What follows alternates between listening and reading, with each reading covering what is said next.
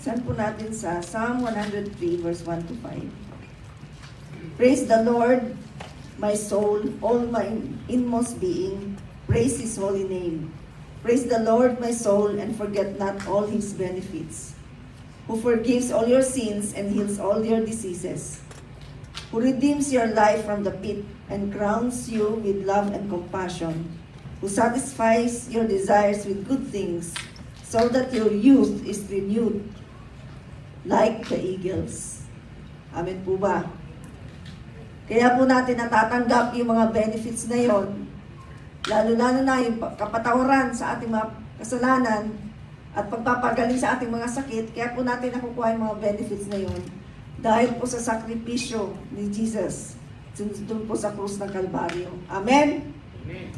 At ito pong tinapay natin at itong juice ay nagsisimbolo ng katawan at ng dugo po ng Panginoong Hesukristo. Amen po ba? At hindi na pong kainin itong tinapay.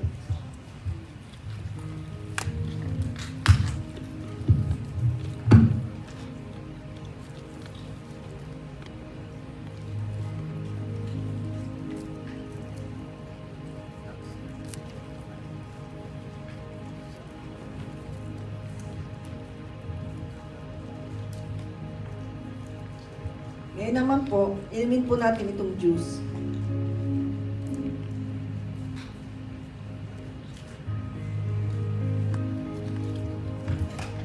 Tayo po ay manalangin. Ama naming Diyos na nasa langit, maraming pong salamat sa pagpapadala mo po sa Panginoong Hesukristo. Father, we are eternally grateful, Lord God.